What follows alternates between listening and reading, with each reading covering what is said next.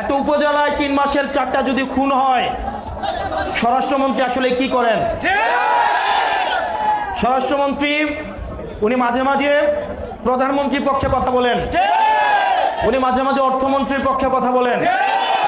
আসলে উনার মন্ত্রণালয় নিয়েই মনে হয় উনার কোনো চিন্তা নাই।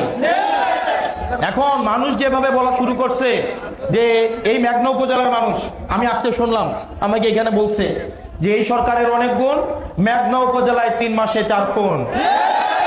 এই যে আমি আজকে আসলাম, মানুষ যে ব্যানারে ব্যানারে বলছে বিচার চাই, স্ত্রী তার স্বামীর হত্যার বিচার চাচ্ছে, সন্তান তার বাবা হত্যার বিচার চাচ্ছে, মা তার সন্তান হত্যার বিচার চাচ্ছে, এই বিচারটা করবে কারা? আমরা অত্যন্ত দুঃখের সাথে এবং পরিতাপের সাথে দেখতে পাচ্ছি আইন শৃঙ্খলার যে অবনতি হচ্ছে, এই ধারা যদি অব্যাহত থাকে তাহলে এই সরকারের প্রতি মানুষের আস্থা দিন দিন যেভাবে তলানিতে ঠেকছে, কিছুদিনের মধ্যেই এই আস্থা নাই হয়ে যাবে। এজন্য এই সরকারের উচিত যার কাজ সে যেন করে। আমরা বুঝতেই পারি না যে স্বরাষ্ট্র মন্ত্রণালয়ে কোনো ধরনের মন্ত্রী আছে। সেজন্য স্বরাষ্ট্র মন্ত্রণালয়ের মন্ত্রীর কাছে আহ্বান থাকবে, যথাযথভাবে আইন শৃঙ্খলা পরিস্থিতির উন্নতি করতে হবে এবং স্থানীয় যেই থানাগুলোতে এই হত্যা মামলাগুলো হয়েছে, এই হত্যা মামলাগুলোর সাথে যারা জড়িত, পুলিশ প্রশাসনের কাছে আমাদের সবার পক্ষ থেকে আহ্বান থাকবে, আপনারা যথাযথ আইনানুগ প্রক্রিয়া অনুসরণ করে যারা খুনি রয়েছে তাদের বিরুদ্ধে যথাযথভাবে ব্যবস্থা আপনারা নেবেন। এবং এই বিষয়গুলো স্থানীয় এনসিপি, আমাদের যারা নেতাকর্মী আছে তারা এই বিষয়গুলো নজরদারিতে রাখবে যে আপনারা কি ব্যবস্থা নিয়েছেন অপরাধীদের বিরুদ্ধে। প্রিয় মেঘনা উপজেলাবাসী, আমরা দেখতে পেয়েছি এই মেঘনা উপজেলায় অনলাইন জুয়ায় আমাদের সয়লাভ হয়ে গিয়েছে। এইখানের অনেক মানুষ যারা 200-300 টাকা শ্রমের বিনিময়ে কাজ করে অনলাইন জুয়ায় এখন আসক্ত হয়ে গিয়েছে। এই সরকারের কাছে আহ্বান থাকবে, অনলাইন জুয়া এটাকে কিভাবে নিয়ন্ত্রণ করা যায় আপনারা নীতিগত পর্যায়ে আপনারা সিদ্ধান্ত নেবেন। না হয় যুব সমাজের যে অবক্ষয়, সে অবক্ষয় ঠেকানোর কোনো আর ব্যবস্থা থাকবে না।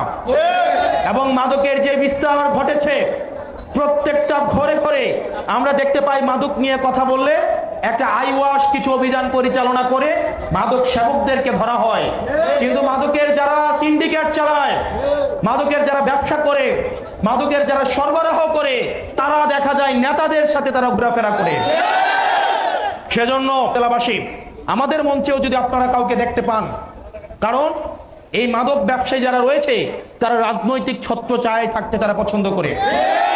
তারা দেখা যায় রাজনৈতিক নেতাদের আশেপাশে থেকে তাদের সাথে দূর থেকে একটা সেলফি তুলবে, আসবে। এই যে এখানে অনেকে আমার সাথে এসে ছবি তুলে গেছেন, আমি কোনাদেরকে চিনি, আমার সাথে আসলো, একটা ছবি তুললো, দূর থেকে একটা ছবি তুললো, এই ছবি ফেসবুকে পোস্ট দিবে যে নেতার সাথে গুরুত্বপূর্ণ আলোচনার অংশ বিশেষ। অথচ ওর সাথে আমার দেখাই হয়েছে 5 সেকেন্ড। এরকম যদি আপনারা আমাদের মধ্যেও কাউকে দেখতে পান, এনসিপির মধ্যেও যদি কাউকে দেখতে পান, আপনারা সবাই ধরে নিয়ে তাকে থানায় সোপর্দ করে দিয়ে আসবেন।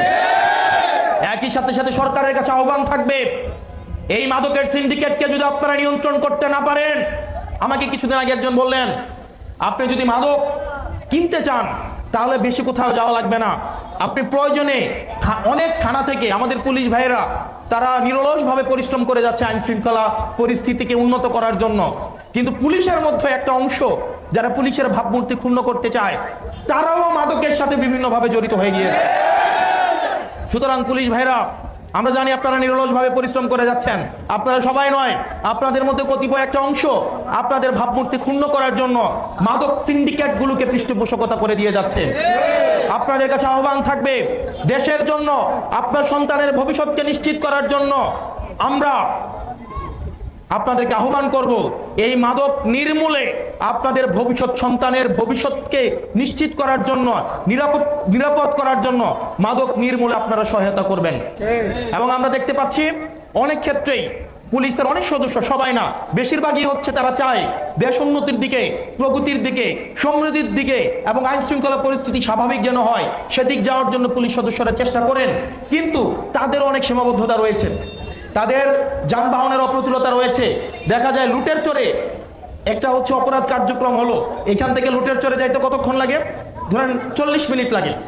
যে ছিনতাই করে সে 200 সিসির বাইক দিয়ে ছিনতাই করছে, আর পুলিশকে দেখা যায় টোটো নিয়ে দৌড়াইতে দৌড়াইতে যাইতে হয় কিনা? পুলিশের দোষ দিয়ে লাভ আছে? কারণ পুলিশকেও আমাদেরকে পরিবহন সমস্যা, যান্ত্রিক সমস্যা, তাদেরকেও আমাদের অর্থ বরাদ্দ যথাযথভাবে নিশ্চিত করতে হবে।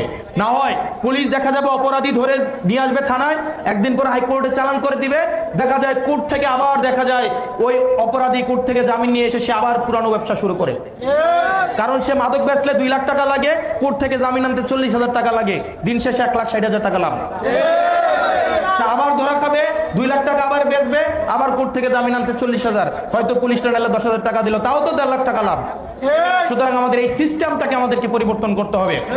প্রিয় পুলিশ ভাইয়েরা, আপনারা যারা আছেন, আমরা চাই আপনারা পেশাগত জীবনে আপনারা দক্ষতার সাথে, পেশাগত সমৃদ্ধির সাথে বাংলাদেশের উন্নতিতে আপনারা একটা গুরুত্বপূর্ণ অংশ হয়ে থাকুন। সেজন্য আমরা চাই অপরাধীর প্রশ্নে আপনারা যেন 0 টলারেন্স নীতি আপনারা গ্রহণ করেন। আমরা চাই না পুলিশ এবং অপরাধী একসাথে চলতে পারে না। আমরা যদি দেখতে পাই থানাগুলোতে অপরাধী ঘুরঘুর করছে এবং থানাগুলোতে অপরাধীরাই দালালের ভূমিকায় অবতীর্ণ হচ্ছে, সেখানে পুলিশের ভূমিকা নিয়ে আমাদেরকে শঙ্কায় থাকতে হয়। এই উপজেলায় দালাল সমস্যা আছে না? এই উপজেলায় দালাল সমস্যা আছে না? দালাল ছাড়া কি থানায় সহায়তা পাওয়া যায়? আমরা এটা আর শুনতে চাই না। আমরা চাই পুলিশের সাথে জনগণের একটা নির্ভরতার সম্পর্ক তৈরি হোক।